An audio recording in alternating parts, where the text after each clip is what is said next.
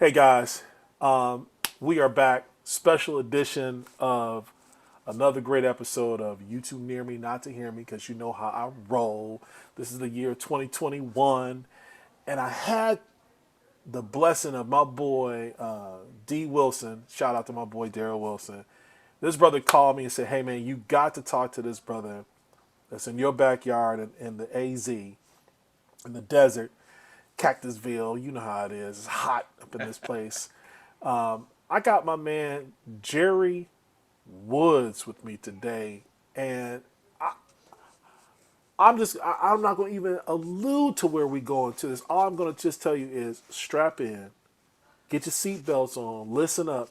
You may need to grab your notepad because today we're going into a whole bunch of different directions. But ladies and gentlemen, welcome to the YouTube Near Me Not to Hear Me show. My man, Mr. Jerry Woods. What's up, brother?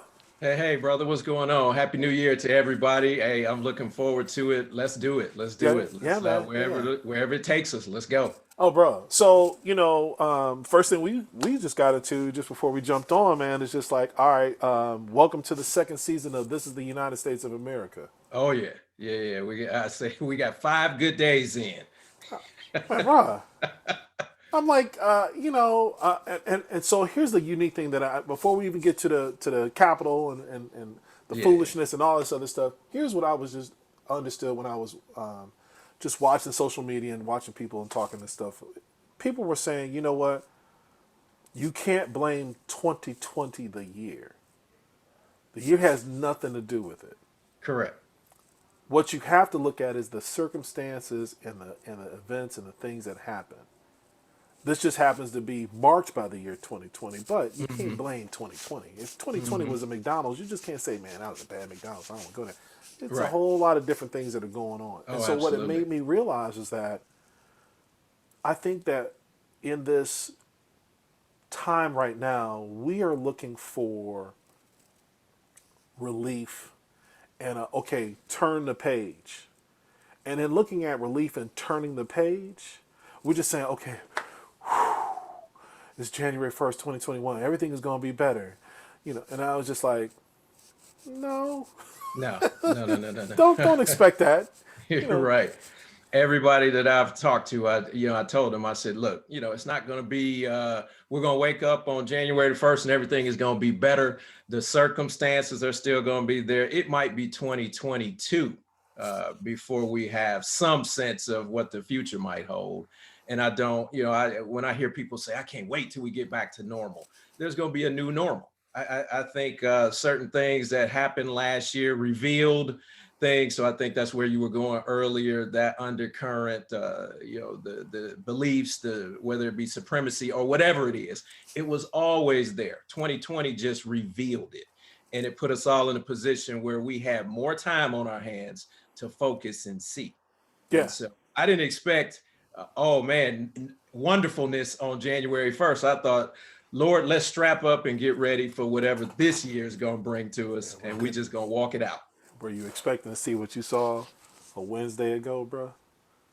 No, I have to say that did it surprised me in the moment, and then the way it unfolded, I went, you know what? I shouldn't be surprised.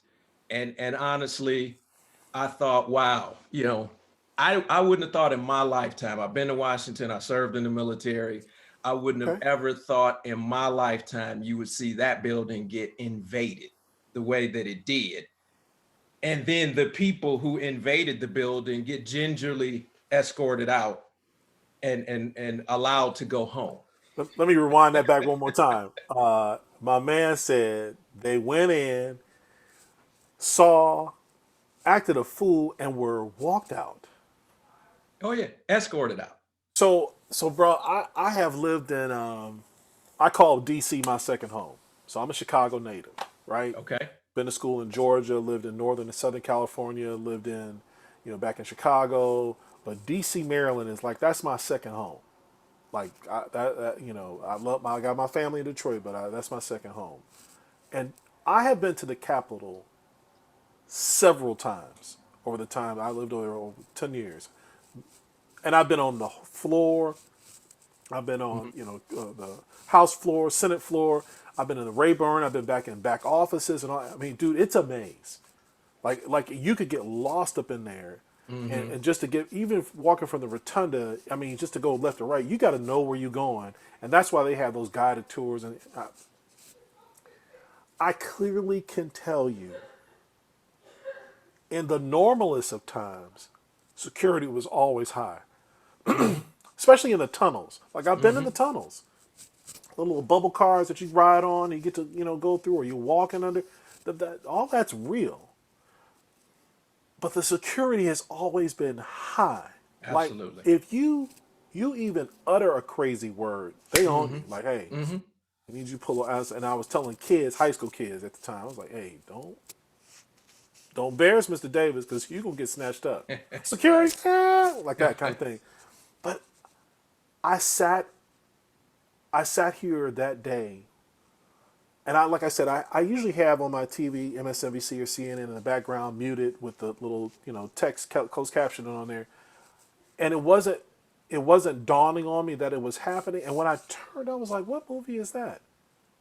I felt like it was like the same thought I had when 9/11 happened. Exactly. I turned on the TV, I was like, "Oh, what's they playing Independence Day on today, right?" Right. And Is so that as a I'm Chuck sitting there, Norris movie? right, like, what is this? Like, I'm waiting for Will Smith to jump out. Oh, no, and so I'm watching, and I'm like, no, Dan, that's really happening. Mm-hmm. Like them folks are coming from the same race where you were standing there for the Million Man March with a million brothers back, when, and they're marching and going up into the Capitol building and Mm-hmm. surrounding the place. Mm-hmm. Breaking windows. I, Some of them armed. I went there years ago for a family reunion, and so this was a random weekend in August. There were armed Capitol guards. There were armed military around all of the federal buildings, right, and so I'm looking like, where's everybody at? Where's the response team? It looked bro. like eight officers. And so you got thousands of people in an uproar. You can feel what's coming. I'm yelling at the TV. Where are the officers? Where's reinforcements? Where's the National Guard? Why did they need to be called out? They should have been there already. Why didn't they just react and be there? U.S. In the rankings of the U.S. Park Police has jurisdiction over the entire country. Mm-hmm. Like they can go anywhere, do any place, anything. U.S. Park Police, because the entire country is considered as being one big, huge national park. So Right. that's why they got jurisdiction over everything. Where were they? And I know they got stuff and loaded up with all the equipment and everything. Why did you need somebody to call out and say, "Hey, we need help," and get the National Guard? They should have just been there. They should have been there already. If here's the thing, so if you've been to DC, so if I ever wanted to be one of the executive branch officers, who would I want to be? I want to be vice president, not the president. Mm-hmm. The vice president has a base. The vice president's home is on a base. He he Right. he got his own troops around him, not Right. whatever's happened at the White House. I mean, you can't even roll up in there. You can't even barely see. You can see it from across the expressway and sitting off back in the. I'm like, that's a nice White House over there. I was like, yeah, that's the vice president's crib. Right. What's all that around? I said, that's the base. I think I don't know if Mm-hmm. it's a Navy, Army, Marine, or whatever the base is. It's a base, and you can't Mm-hmm. even roll up to the gates and be nah. They're like, who are you? What you want? Oh, And exactly. they aiming. But I figure with the Capitol, and I know that it's the people's house. Oh, it's the people's house. Even it's the people's house, there has to be a sense of security with that, so that not just, and I'm gonna call it, white supremacists, insurrectionists who have followed somebody who is in office who has refused to believe the fact that the election was real and he lost, Right. could incite something like that. But that should have been because if it was ISIS, if it was, if they want to say all these other groups, Antifa and all this other, but you would have had all kinds of security up there. Why is it that that day, when you knew what was happening across the mall, and the mall is, for you folks who don't know, the area that's between the Washington Monument, the Lincoln Memorial, and the state's capital, that's considered to be the mall. It's not a mall. Mm-hmm. They're all the way down at the other end listening Mm-hmm. to, Mr. Agent Orange. That's what I'm gonna call him. I don't like saying his Mm-hmm. name. Mm-hmm. And y'all know who Agent Orange is. So you would have a thought that, well, if there were this many people that were over there, and you know that this is something that's been a date that they've been talking about for months. Absolutely. That's January my beef. 6th, Yeah. come on out. January 6th, come on out. I'm like, Go so wild. Fight. wouldn't your processing be to do the same thing that you did when there was the Black Lives Matter, when they said, "Hey, we're just gonna march, and we're gonna be," and y'all had a full battalion out So there? that's the contrast. Look back to the summer. And so the two, and I'm glad the networks show the side by side contrast on the shots. So look at the Capitol steps on January 6, 2021. Mm-hmm. 8 officers might have been visibly present. Now you roll back to the summer when the Black Lives Matter protest was there, which was largely a peaceful protest. I don't know how many. Every stair of the steps had multiple guardsmen, full tack gear, Armed and weapons hot and ready. Where was that at? Where was that at? And so I will give credit to the media for showing the proper contrast between the two. And I'm always a believer that some good will come out of even the worst of situations. And so I believe the dichotomy of how that went off ready. Mm-hmm. can no longer be denied. Anybody who pretends to not understand privilege can no longer say, "Well, I don't understand what privilege is." Yes, you do. You can understand the difference between people being tear gassed. Where were the rubber bullets? Rubber bullets flying every which way in the summer Mm-hmm. for a stroll across the way and a photo op. And then you fast forward to January 6, 2021. And I'm sitting there looking, I'm like, I know officers opening doors, allowing people to leave. I'm like, where are all the vans and paddy wagons? And I'm telling you, escorting people down steps. Something is not right. Something is wrong. Let me ask you this, man, because this will kind of reveal to our audience, man, what you get into and what you do. I feel like I'm over the sensationalism of it all. I feel like this was made for TV. Mm-hmm. I feel like it feels scripted. I feel like everything that's happened and subsequently that has happened, it's all feel like it's a part of the script. Right. And so since it feels like a film, it feels like a movie or a series, like Sure. what's happening next. Talk to me about that from just looking at it, not from the personal standpoint of you live in the United States, black man in this country like myself, but talk to me about it from a cinematic point of view, which is can reveal to our folks about what you do and what's going on. Absolutely. So, as you know, and now your audience will know, I'm a filmmaker. And as I watched that unfold, I went, that couldn't have been any better done and scripted than if it were XYZ production. Come That on. is exactly how that unfolded from the actors, from the way people behaved. I'm like, that's a movie in the making. And so I only time will tell what happened. And so I know they're getting into the investigation and whatnot, but I found myself sitting there looking at it like, this feels like a movie. And so as a filmmaker, that is what popped in my mind, but that is what I do. And so I'm coming off of as you know, 30 plus year career in corporate America, uh, decided maybe 7 or 8 years ago that it was time for me to finally get into my passion, which is film. And what better time to, and it just, had been in deep prayer around it for years. And the Lord finally said, hey, let's go. And so I've got a full-blown film production company. I also have a separate company where we teach kids film, media, and creative arts. But that is absolutely how, and I can't wait to episode 3 to see how the trial is going to unfold, and who the bad actors are, and what really occurred there. So I think there's only starting to unravel what happened. So in looking at it from a filmmaker standpoint, just this kind of event, who was your audience?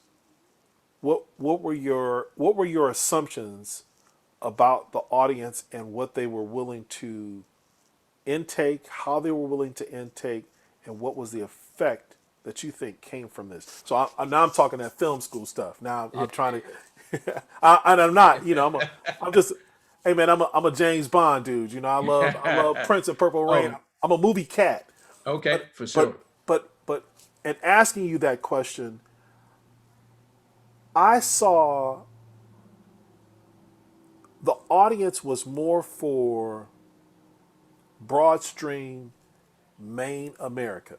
Mm-hmm. That's what I saw. Mm-hmm. And in that I understood it to be that, not to say that this was a wake up call, but I felt like the window got wiped clean. Mm-hmm. And like, let us show you what's really going on. Mm-hmm.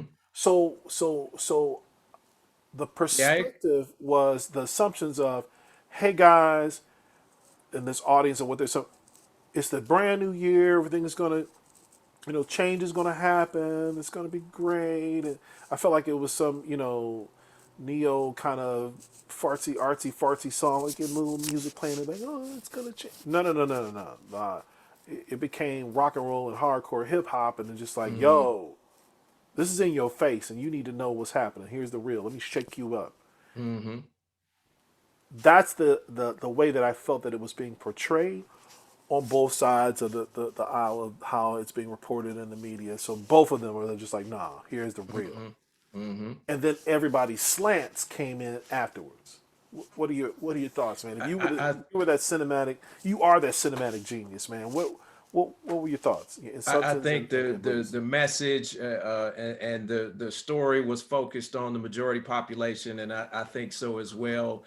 And I think the big reveal was, wow, we have a clear picture now on the antagonist of this story. And so when you think about the birth of America, when you think Mm-hmm. about how things have unfolded over the years, it's easy to ignore when you can turn a blind eye, or you can mitigate or say, well, no, I don't really understand the difference. And up till now, it was easy for some in their minds. It was never truth, but it was easy for some to say, well, there's no privilege, there's no systemic racism, there's no difference in how people are treated.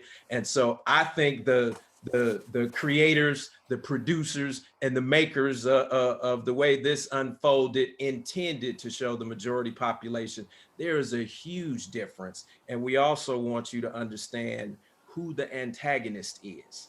And so I think the wake up call and the mirror should be held up to many to say, and I'm a firm believer that there's only a certain population, in a smaller population, smaller than, I don't go to the extremes. There's only a smaller population for supremacy, anarchy, things of that nature. But I think, so if you think about the people who are neutral, who don't necessarily speak up and speak out against certain things, I think That's it's silent majority. right, silent majority. I think it spoke to them. Like, no, I can't ignore this anymore. I can't pretend like this does not exist. I can't act like I don't see the difference between how people who don't look like me are treated. And now I'm talking, from the white perspective of how people of color are treated. I can no longer say I don't understand the difference between the two. And I don't want to be the silent majority, because now is the time to speak up if you see something, say something. And so if the writers had the intent on, hey, we need for the silent majority to wake up and become the informed majority, they nailed it. They nailed it. Yeah, You will yeah. never. And so, we say December 7th, 1941, a day that will live in infamy. January 6th, 2021 will forever live in infamy. We will remember that the same way we remember 9/11. Yeah. Where were you at the time? What were you doing? Right. Dude, there's a clarity into that. I'm gonna switch a little bit because I really want to reveal something about your passion and what you did. So you made this decision. You said about you've been working in corporate America for some time, but you probably always have had this passion for doing film or wanting to nurture it. Hmm. What made you come to that realization and then take us through that process and that step of change and metamorphosis? Because I know that there are people who are watching now who probably are toiling with that in their own minds, whether they want to do their own business or they want to break away from something or enter something that's brand new, but there's something that holds them back. Hmm. Tell me what your process was in making that decision, and then just take us through to where you are, kind of like now. Sure. Yeah, I've known, I've always had an entrepreneurial spirit, even as a kid. But like most folks, graduated college, went on to an advanced degree, got a job. I was married at the time, got responsibility, and found myself in the corporate America system. But I knew decades ago, at some point, I wanted to do my own and have my own. And so faith is first and foremost for me. So I've been prayerful throughout. Lord, reveal to me. So the first thing I would say to people is understand what it is, understand God's gift to you, and understand if you can use that gift in a way, first and foremost, to benefit his kingdom and to uplift and give God the glory. But secondly, understand how you can use that. How can you operationalize or mechanize that? And so that's generally the first step for people. You have to understand what the it is.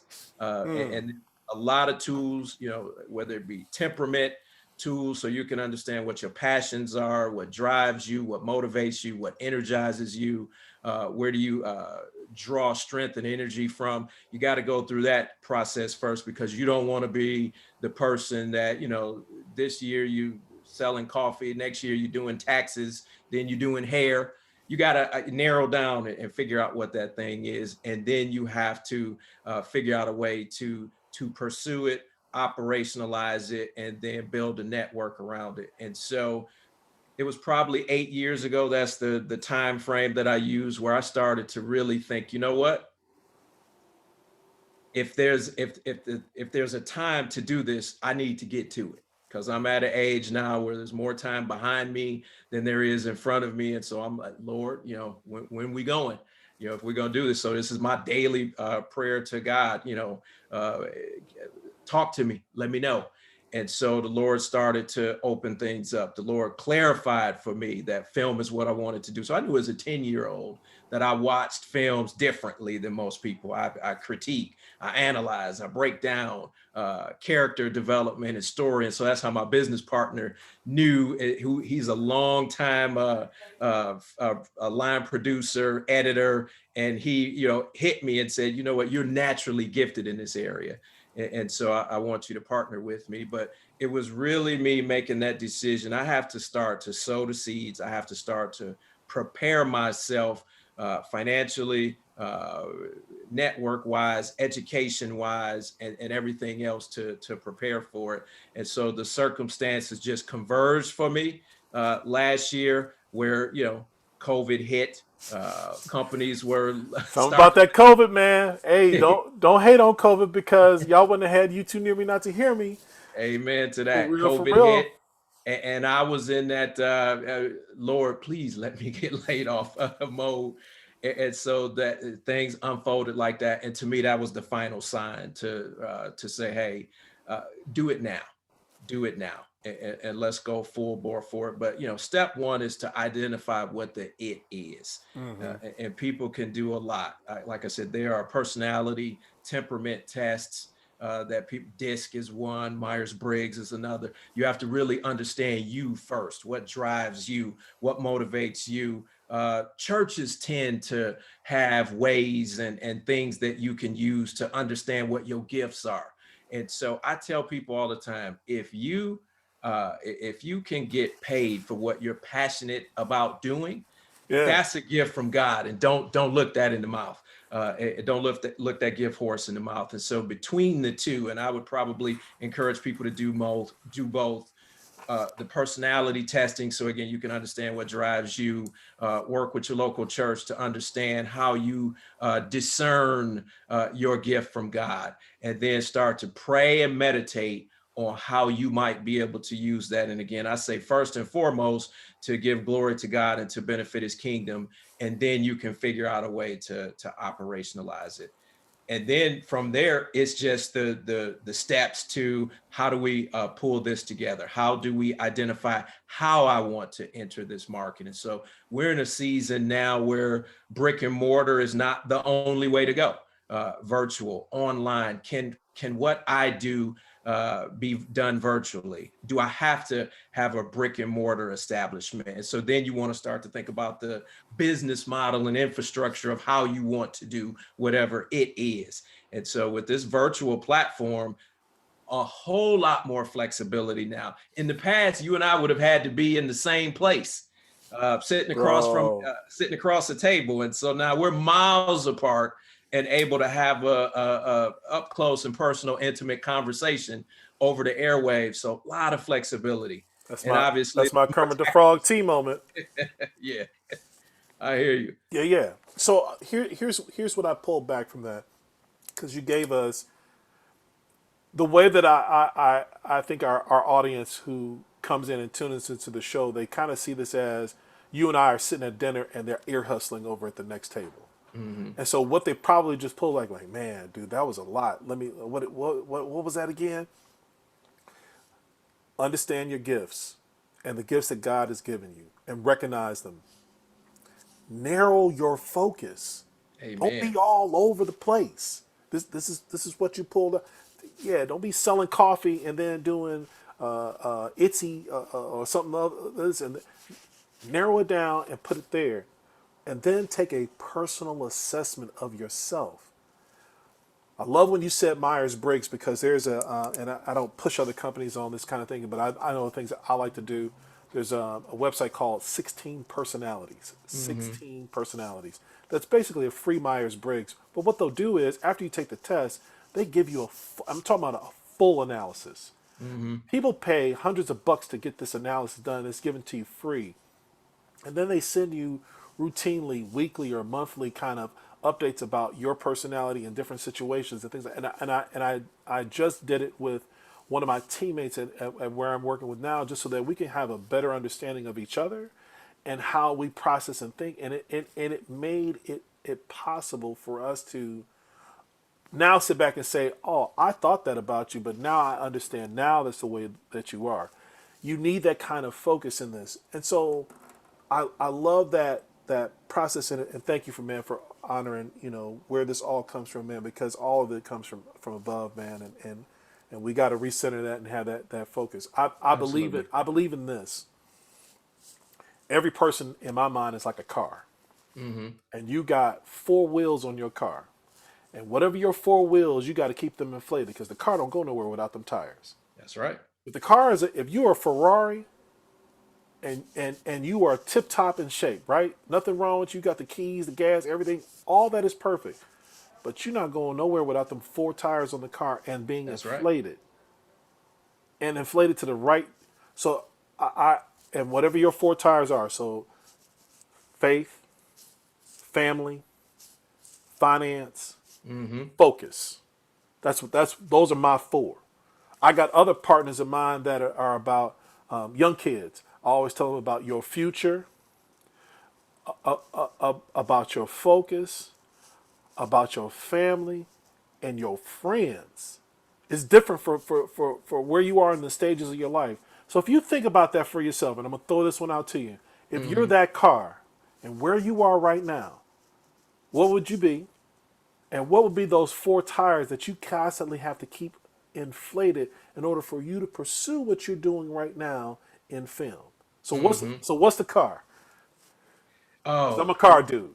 yeah, yeah. Car for me is Oh gonna man, be it do, and some of it will depend on when you catch me.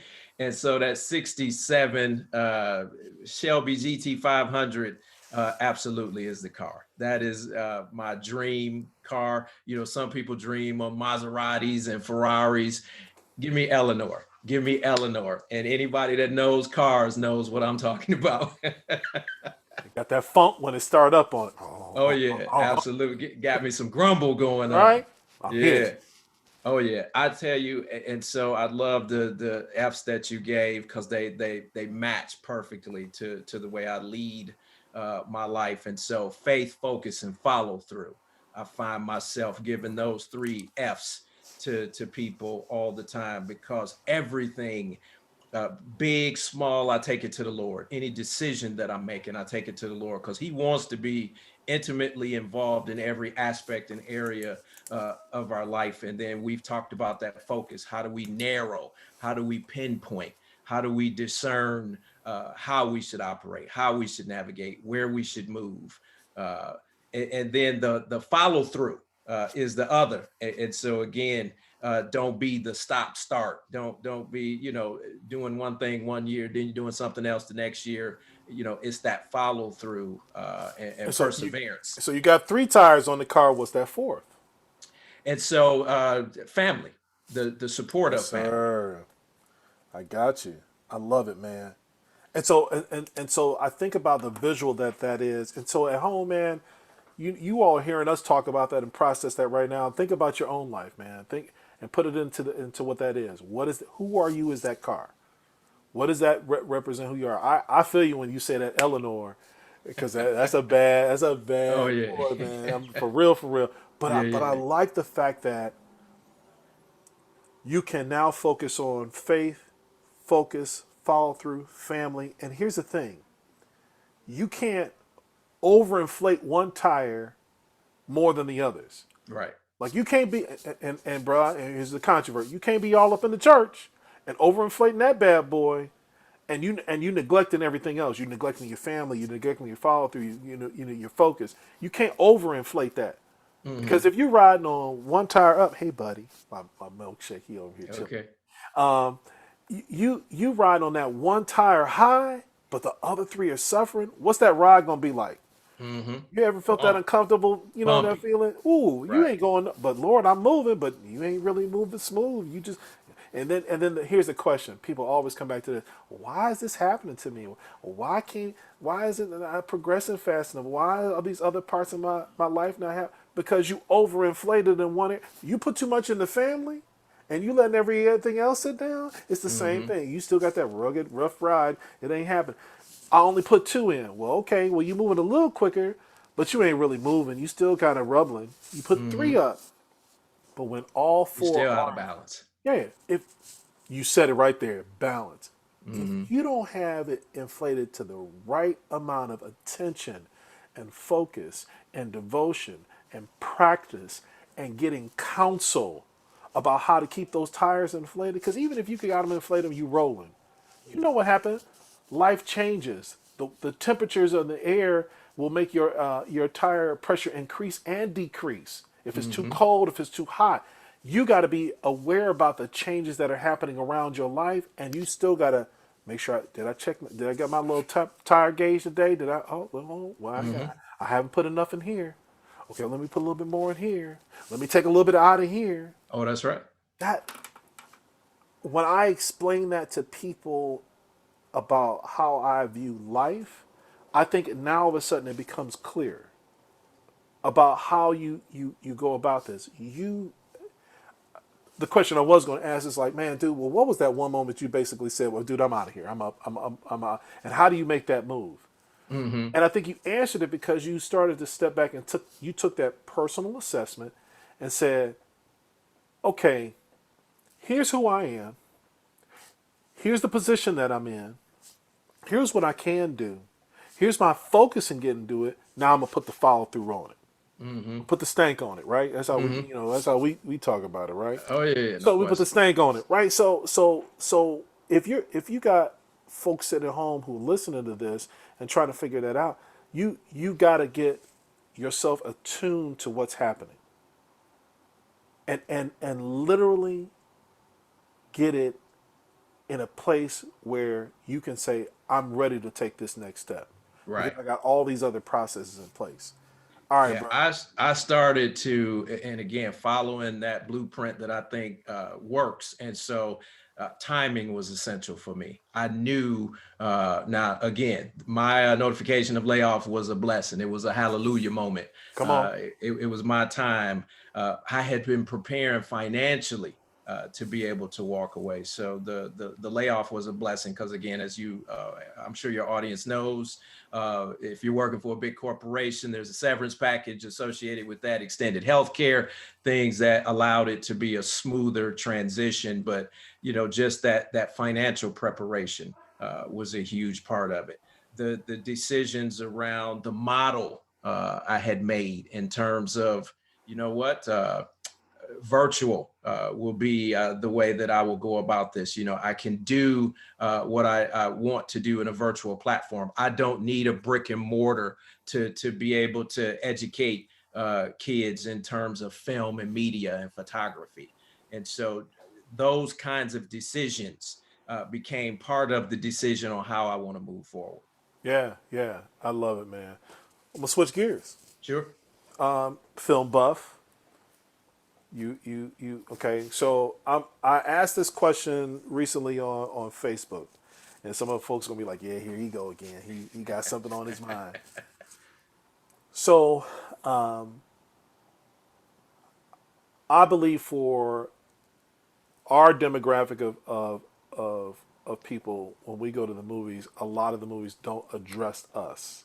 Mm-hmm. Sometimes many speckled in there, and or if they do address us, they address us in this light of the most direst situations, is Mm-hmm. drugs, is violence, and sometimes why can't we just simply get the goofy off comedy romance or something that don't have to have no meaning behind it, but that you just get a chance to see a really good story develop. Mm-hmm. I remember going to see, before the whole pandemic shut down, I remember going to see the movie The Photograph. Mm-hmm. And Issa Rae, and I forget the other young gentleman's name, really great actor. And seeing the movie with my wife, Mm-hmm. and I thoroughly enjoyed it. Mm-hmm. And it harkened back to one of my loves for a movie that they need to play more often, but they don't, is Love Jones. Oh yeah, absolutely.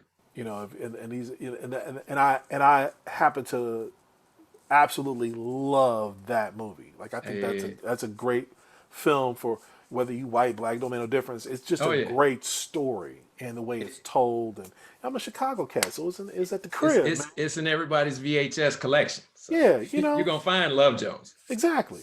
And so when I talked about The Photograph, I got, even from my own wife, she was like, well, "This is like an after school special. I don't like this," and she just Mm-hmm. like poo pooed on it. And then I talked to some other cats, people I know, they're kind of like the same thing, and I felt like I was getting the negative commentary about the film, saying, well, the storyline was disjointed, it just didn't make any sense, you couldn't believe what was happening with the characters, and I sat back and I said, well, maybe I see this in something that's completely different. Maybe I'm being nostalgic about it. What I really saw was a great story that just talked about two people falling in love with each other, and Correct. that there were other stories surrounded that about this to kind of give you an understanding of the female lead character, and more along the line of what this guy was kind of, not what he was going through in his past, but more along the line of what's happening with him now and how he makes decisions and how he wants to move forward, and how do you put Mm-hmm. those two people together. Mm-hmm. Besides that, man, the soundtrack was Oh phenomenal, and yeah. everybody says we love the music. My shout out to Robert Glasper and everybody that was on that, man, because it was phenomenal. Oh yeah, absolutely. But when I talk about it, like one of my boys who I play golf with, I'm gonna put him out there. Rasan, I'm gonna talk about you, bro. He was like, dude, that was horrible. And his wife was like, that's horrible too. Then I put it out on Facebook, and dude, I got probably over 100 responses and comments, all positive. Right. And that's the first time I heard that. But somebody said something to me last night when we were on. I went to Morehouse. We were on Mm-hmm. our Spellhouse 1991 call last night, and a young lady broke it down to me, and I want to hear your perspective of this. She said that the writer and the studio had two different visions of how that film should have been done, Mm-hmm. and the studio won out. Mm-hmm. And within that distrust or the way that it came out, that's what gave people the messed up feelings about the film. So Mm-hmm. I propose that to you, man. Tell me about your thoughts about the movie, the Photograph, and just in your perspective, you know. So I tell you, you know, and then it'll get into, you know, the kind of stories we want to tell in our Mm-hmm. film production company. And so my belief, and I'm a writer, and so my belief is that the writer wanted to tell a story where the principles can relate to anybody. And so I think some of the negative reaction from people will come because for years we have been programmed to see Black films a certain way, Mm-hmm. and whether it's conscious or subconscious, if it doesn't hit the comedy notes, if it doesn't hit the stereotypical notes, if it doesn't hit the things that we expect to see, some people might find it different. So in my mind, color of character should matter. Are you telling me a great story? And so I believe the writer intent was to tell a great story, tell a story that people might be able to identify with in terms of how people might fall in love, how people might, you know, pursue love. I think the studio will always, if you allow, default to no, we need some formula in there. We need some hint of stereotype in there because we want to play to what we want to play to. And so I saw that conflict in there, and it made me, and so not necessarily the same, but I'll compare it to a different movie. I'm not sure if you saw this movie or not. There's a really good movie called A Boy, a Girl, and a Dream. A Boy, a Girl, and a Dream. Megan Good, and then his name is escaping me right now, but the male lead is from Power, and so it is a I did love see that. story. Okay, a love story set in the backdrop and in the backdrop, which I thought was amazing that the writers in the studio did this. The backdrop of the movie was the night Trump was elected. And Yes. so I love how that movie deviated. That's the movie, A Boy, a Girl, and a Dream. I love how that movie avoided the beats and the stereotypes. And so I think the Photograph was intended to be similar in the way that it hit us. And so those are the kinds of stories, you know, positive reflections. Uh, first Omari story, Hardwick. Omari Hardwick, that's him.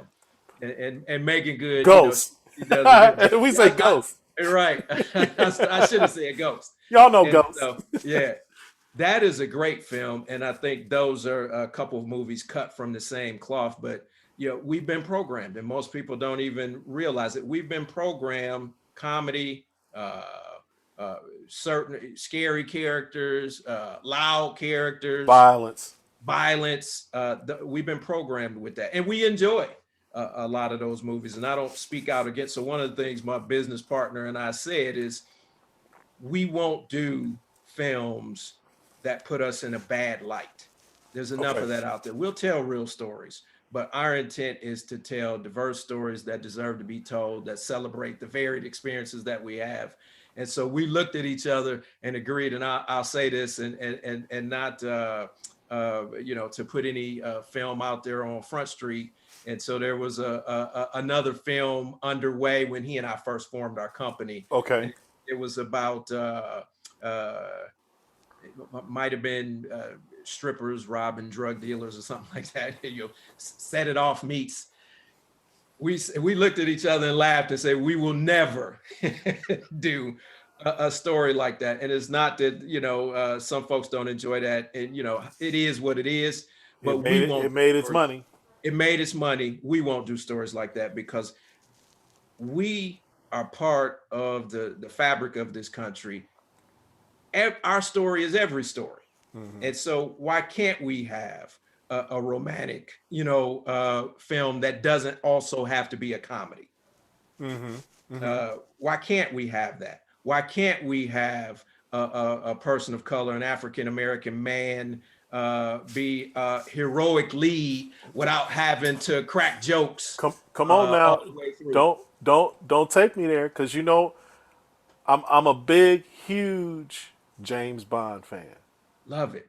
Oh, Dude, I am 007 I down. hope I hope he is the next James Bond. Why can't he be? So you're in the film business, you know what's going on. So with this one, so No Time to Die is the latest Bond film that was supposed to be Mm, out April 2020. Then they moved it to November 2020. Then now they moved it to April 2021. Now they're moving it to November 2021. Like, dude, I'm like my heart is like, are y'all kidding me? Man, hmm put this Joker out the video so I can see my boy Oh yeah, because yeah.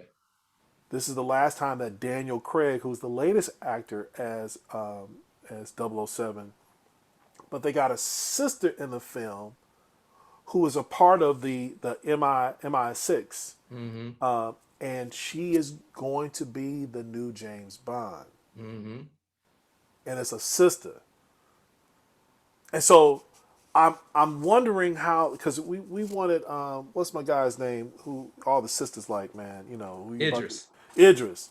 Lord, that's everybody. That's my husband. That's my husband. Right. Okay, I got it. Well, Right. that we wanted him to be the next Bond, and then they got mad pushback, right? Oh yeah. Yeah, yeah. But when they said this black female lead, you got a little quiet pushback, but you didn't get it like that. And so it now is something that okay, the studios are starting to respect that. Some. Now I don't want to hmm put that out there for everything. Let me ask you hmm this: as you are processing the types of films that you want to put out and things like that, what's something that not to give away your secret or something like that, but what's something that you want to see as a hook for people to just like, oh, I got it. When he puts that out, I'm coming to that. What's hmm something that a hook in the line of a story that you think that man, this hasn't been told, or this is something that should be told, and I want to tell it. The authenticity and so the fullness of who we are. And so people ask me all the time, well, are you all doing black films? No, we're doing great films. Okay. Great films. And so, will there be opportunities for us? Absolutely. Will there be multiple genres? Absolutely. We won't pigeonhole into any genre. Again, I wear my faith first and foremost. We won't only do faith-based film. Great friend of mine who is a director and a writer. His niche is faith-based films. We will tell the stories that we believe are authentic and have an opportunity to impact people in a meaningful way.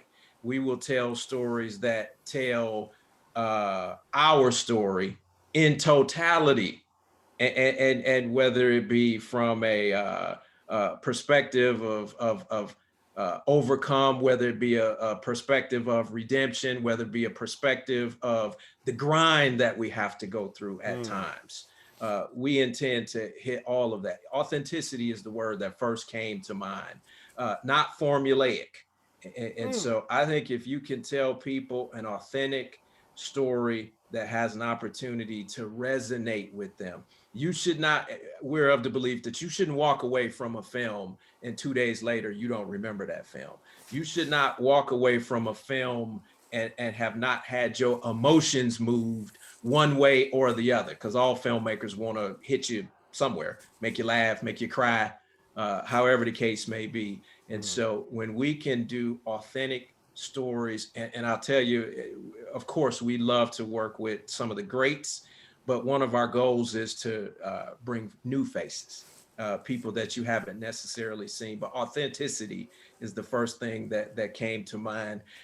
I think back to the Cosby Show and how Come it on, man. spoke to people, because what had they seen prior to the Jeffersons, as a lone story Good of times. that, but more of it was Sanford, which I love, by the way, uh, Mm-hmm. and Good Times. More of it was showing and depicting us as poor, less than, not upper middle class, if you will. And then, as much as I love me some Jeffersons, there was a bit of that stereotype and formulaic to it. Mm-hmm. I can eat that, but you got to give me some of what I want with that if you want me to eat it. Mm-hmm. Whereas I think the Cosby Show did a great job of, so he's a doctor, she's a lawyer, Mm-hmm. affluent family, living in a nice community with good values and morals. And so I think that opened up the world's eyes, America's eyes, to, wait a minute, this quilt of this mosaic of Black folks is not one dimensional after all. Right, And right. so I think we got it. And I'd contrast it this way. So when Empire and Power came out, I knew a lot of people.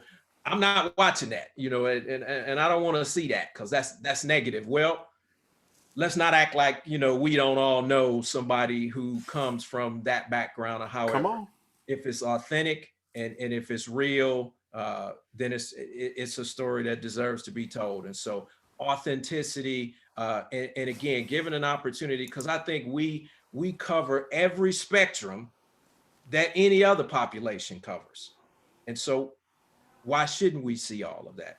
The struggle, the success, the highs, the lows, the wrong side, the right side, whatever the case may be. We're no different than anybody else. But I think now, and especially if you go back to what we talked about with the Capitol, there is that awakening of, wait a minute, this is different than how I saw it. And so that's a big part of what we want to do as well. We want to grab people and let them see maybe some things they hadn't seen before, and done in an authentic way. If you've got in this audience that's watching this right now, someone who's saying, okay, I feel you, Jerry. I believe I have my own personal story. Mm-hmm. And either I want to write it or I want to do it in a film or I want to figure this out because I think that this story would be something that I think that people should see. Mm-hmm. But I don't know where my first step is. What do I do? Okay, like I heard you about understand your gifts and narrow your focus and take your personal assessment. Okay, and I'm on that. But now I want to take this first step in. How do I get my story out? The Mm-hmm. reason why I say that I've got a cousin of mine who, because of this whole pandemic, we now have family Zoom calls, and now cousins who are across thousands of miles, we're all getting together every week.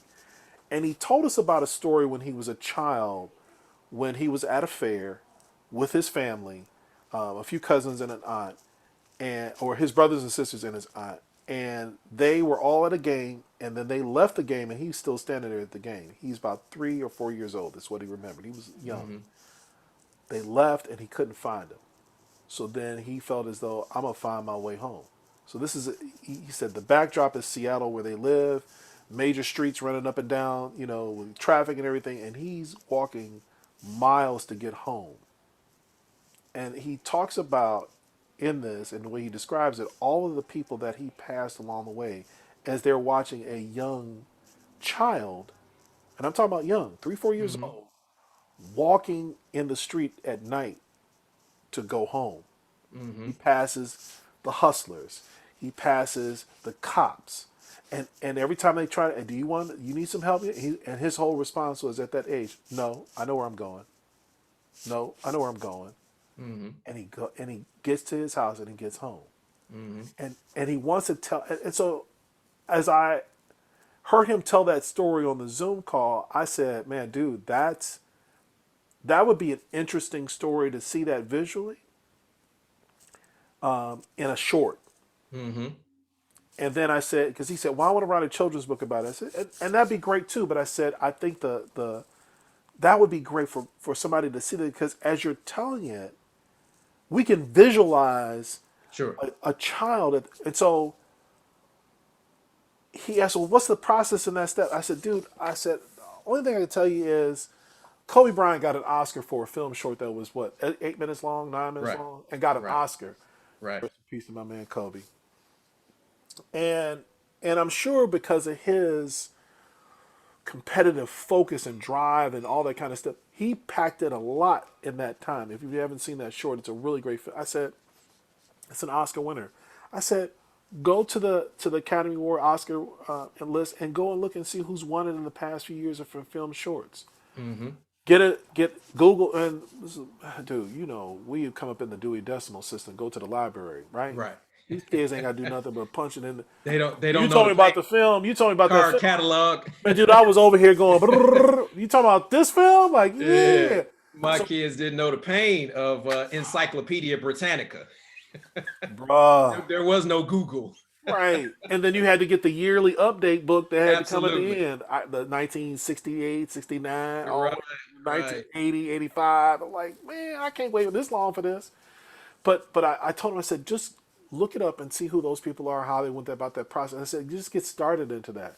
Man, Mm-hmm. dude, Apple right now will tell you that you can make films on your phone and Mm-hmm. edit and do your thing on your computer or whatever, or even on Mm-hmm. your phone.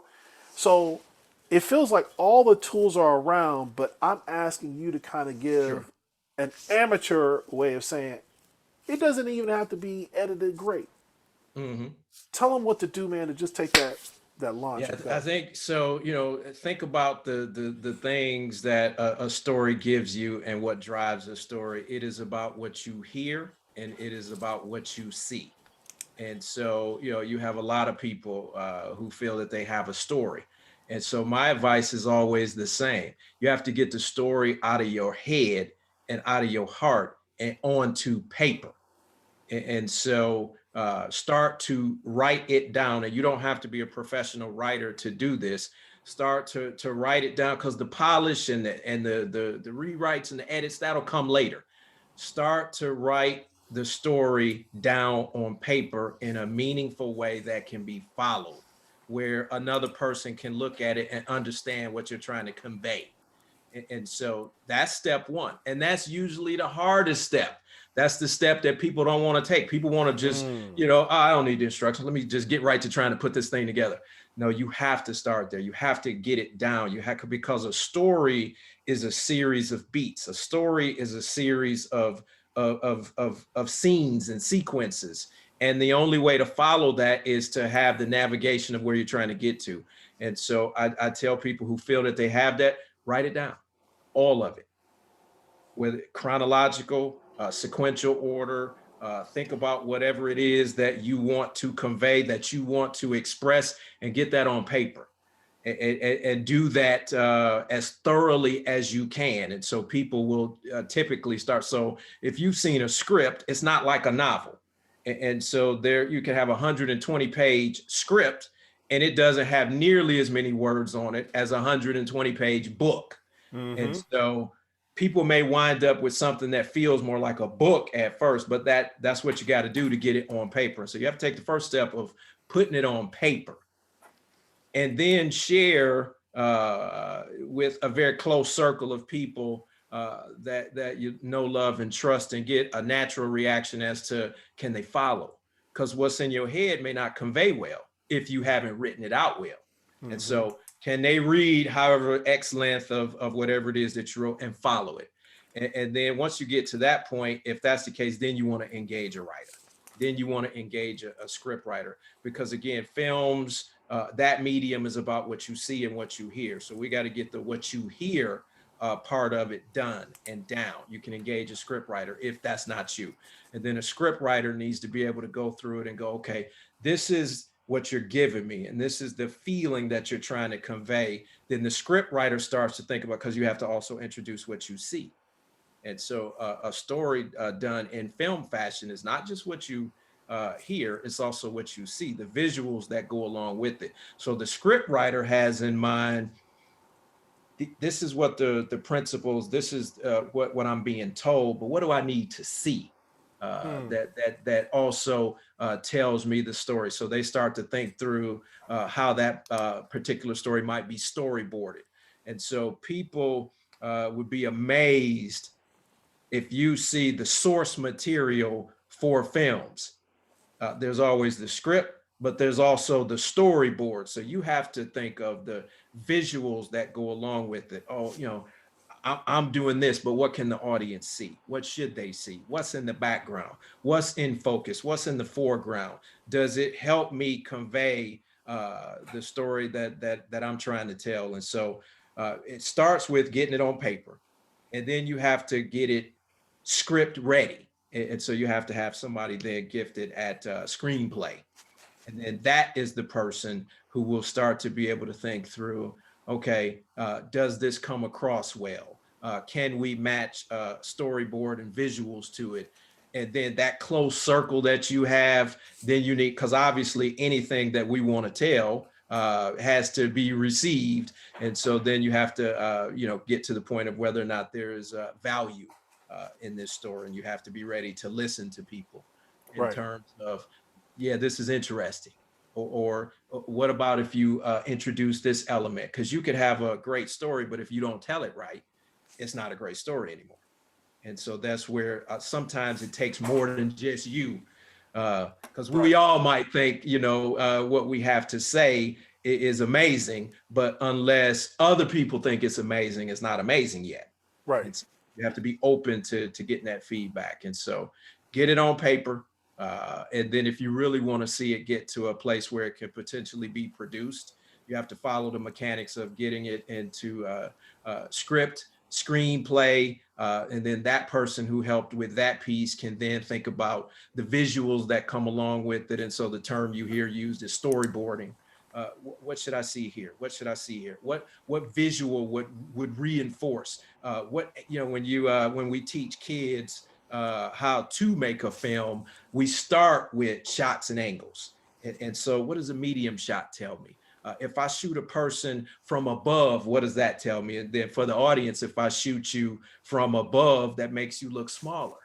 That makes you look uh, not powerful, weak, if you will. So a shot from above. If I shoot you from below, it makes you look powerful. And so Imposing. Yeah. Yeah. Yeah. audio directors and filmmakers are intentional about that. People love to use the Dutch angle, and so when you kind of diagonal, the Dutch angle is intended to invoke something is off, something is wrong. That's your cue to the audience that something is getting ready to happen or something ain't quite right. Whereas people just Dutch angle willy nilly, but a filmmaker uses the Dutch angle on purpose. And so that is the critical importance of the visuals that go with it as well. So you do have to be willing to put in the work. And so you don't go from, I got a great story. All right, let's get in studio. Let's go. There are months, if not years, before you even get to that point. But you cannot. You always say, I say to people, and this is people say it all the time. You don't have to be great to start, but you have to start to be great. Say that again, bro. You Yeah. don't have to be great to start. But you have to start to be great. And so you got to be willing to put in the work, and you got to do first things first. And so for all those who have a story that in them that's burning in them, or that they think the world might benefit from, get you either, if you like me, old school pen and paper. If not, get your Word document and your keyboard, and then just start to put it on paper. It, Jerry, it all starts there. I'll tell you honestly, the reason why I started this channel on YouTube, this started in May of 2020. And I was at that decision for me to walk away from where I was in leadership at a school. And I have always been wanting to have conversations like this because I have them all the time. But I think that people miss this opportunity to get a chance to step into some of these great conversations with a wide variety of people, right? Right. Folks that maybe look like us and some folks that don't look like us and from different points in where they are in their life. People ask me, how many shows have you put up since that time? I think I've got over 40 shows. And they're like, whoa, that's a lot.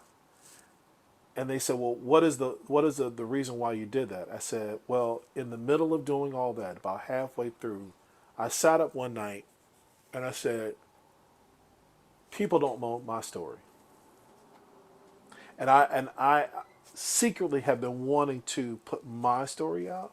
I said, I I have written down what I can write, but I tell the story better than I sometimes can write it. So I literally sat up one night, and it's on the channel. If you all look for my story, there's two parts: my story one, my story two. And I told my story as my matriculation of going from a little bit of childhood into through college, because I think those are the seminal years that really kind of carve out who I am and my thoughts and things like that. And I tell you, it was the most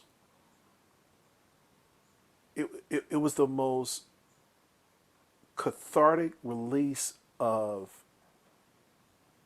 pressure and and and getting something off my chest and being vulnerable enough that I was like, I'm not going to worry about how this is going to be viewed. I'm not going to be, what, I'm just going to say it. The response back from that was phenomenal because you talked about authenticity. And so people can tell when you're talking to them if you're not being, and two of my favorite words are genuine and authentic. Right. And they are, and although they sound the same, they're really different in their perspective and what those two words do. And so when I feel like authenticity comes across in the conversation, there's an instant connection that people have because they don't take into the fear of, oh, this is a sham. This y'all just Hmm. talking woo out the bam and all that kind of stuff. When it really starts to what we say, when it hits home, when the rubber hits the road, that's where the glue kind of kicks in. And no matter what that the way it's being conveyed, whether or not you're reading it in a book, where you are watching it on a show, or you're listening to it in an audible, but if you can find that connection with your audience, and because you have told an authentic and genuine story, or given it in a way that the information is genuine and authentic, Hmm. then you're gold. Because you think about all of the writers and the books that are out there that are written all the time, right? Why isn't that a bestseller? Why isn't that, some may not have been found because there wasn't the marketing or wasn't this kind of thing, Right. like, or somebody didn't, it wasn't that thing that just happened by chance. And then sometimes it's because the story wasn't authentic. You talked about it from angles of a film. No COVID. Bless you. You Bless talk you. about it from angles of the film, the way the story's told. There used to be a film back in the time when I think this was the second Black Renaissance of film, when we talk about Love Jones and Who Could Play That Game and Boys in the Hood and She's Got to Have It, Spike Lee, my Morehouse brother. It was a film called Have Plenty. If you've never seen that film, HAVPLENTY, Have Plenty. Young brother just wrote the film. It's about a story that he has about a love interest that he fell in love with, and there and the backdrop was Washington D.C. Have Plenty. The funny thing about it was I liked the film because it was just raw again, and in the way the characters got together. Now, was the acting really kind of great? It's okay. Could it, were the film angles and the way the things, it was low budget, but I get what he was trying to get across. Now, if he had the studio back behind him, if it had all, this is when people were just getting in the renaissance of it, getting film companies putting stuff, and they're like, all right, come on, we're gonna be film bandits, we're gonna get out here and just do it commando style. We're not gonna get any Hmm. any licenses or all this other kind of stuff that's filmed here. We're just gonna do it. It didn't get the pull that it should have gotten, but because it was a great story, I still have it's the memory of it because there was authenticity to it. If there's one thing that you could tell an audience member right now who's considering how to go about this, and that, or maybe that they've got a young child who wants to have this as their aspirations, what would you tell them? Where would you tell them to go? What would you tell them? What would be two things that you would tell them to get them going? I think, and so, I look at the learning rate of children. And so children are exposed to so much more now at a younger age than we were when we were young. They have a capacity to learn. And so I think parents have to be, guardians, families have to be intentional about exposing them to things that will help them, one, identify skills that they may have or a gift that they may have, and then give them the opportunity to grow into it.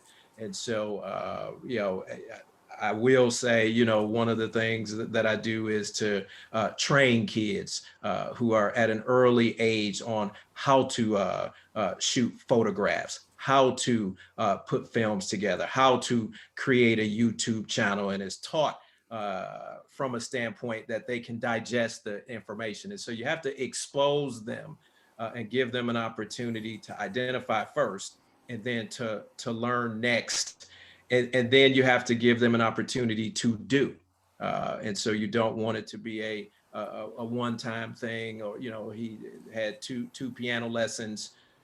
If your child is gifted at piano and or wants to play piano, not only do you have to send them to the lessons, you got to go buy a piano or go Or get get them, something. or get them a real teacher.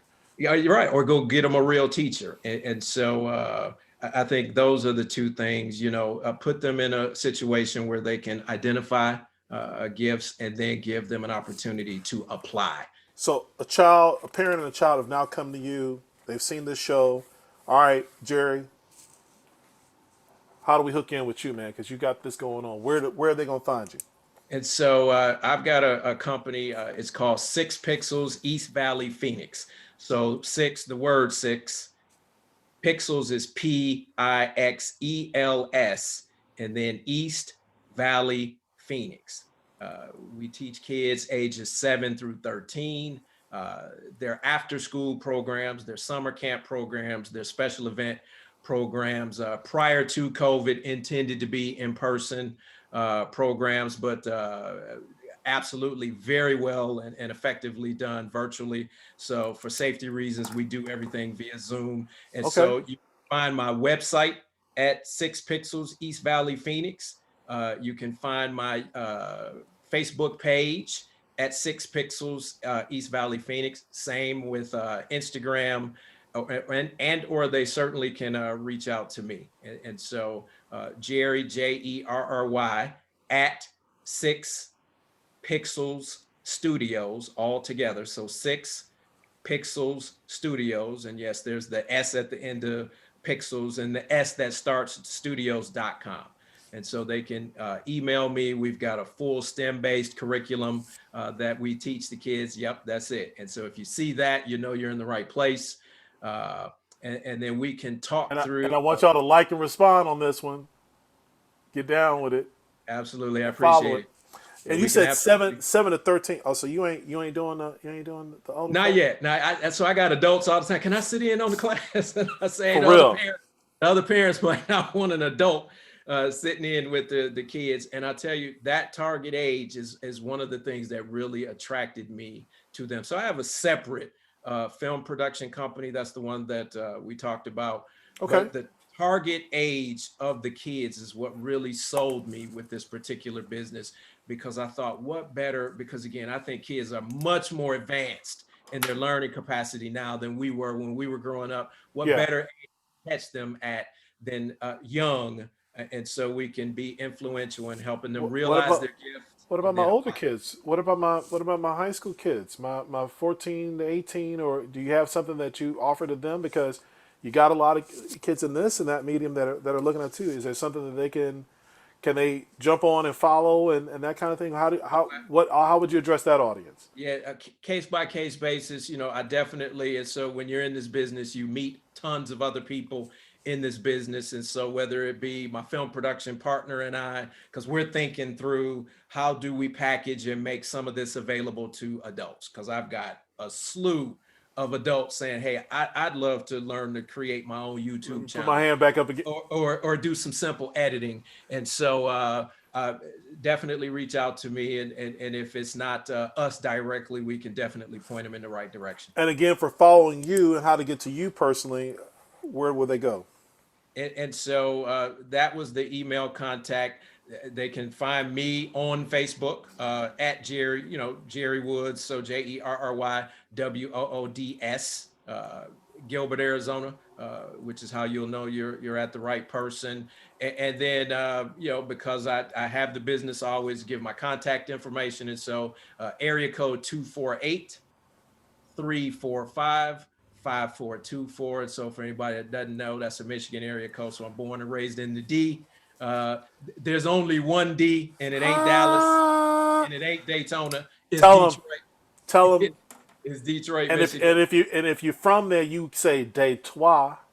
That's my people. I just want to shout out to my people from Detroit. Yeah. They Yes, definitely sir. can reach out, give me a call and a shout out, and then we can talk through what is the need, and then I'll help them figure out the best way to meet that need. Man, Jerry, what a blessing today, man. I appreciate you coming on today. Hey, family, I told y'all to strap in because we was in it to win it, man. You too near me not to hear me, family.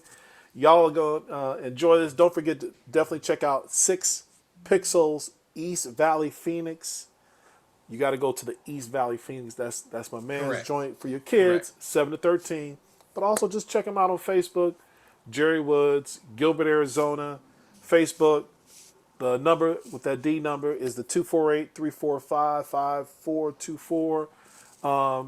If you all are in Phoenix in the area, man, and need a church home, where your church home at, bro? Where your church home at, man? Pilgrim Rest Baptist Church. That's my home. That's church this side of heaven. On the East Valley side. That's how we get down. Yo, man, hey, dude, thank you so much, man, for this blessing of this. This won't be the last time you'll be on. This is how we roll, family. Again, all y'all stressing out about season 2 of the United States of America. It'll be okay. Just wait for the next episode. It's gonna be something great. But don't let that stop you in your daily process. Don't let that stop you from, if you're at this point of right now trying to figure out what to do and you're in a confusion state, hear the words that my man Jerry broke down. Understand your gifts from above. Understand, and I'm going to add this to you. Your gifts will always make a way for you. Absolutely. Absolutely. I don't think I need to make it no plainer than that. Yeah, I appreciate you, brother. I love what you're doing and giving people opportunity to hear more, see more, learn more. And so God bless you, brother, for what you're doing. This was a blessing for me and to me. So I appreciate you. Because my boy is from the D. No doubt. Hey, again, you too near me not to hear me, family. We'll be coming back with another episode coming up soon, man. But we appreciate y'all. Hey, don't forget to tell your friends. Check us out. Like us, the whole nine. We always got that great content information. And we'll see you again soon. Peace.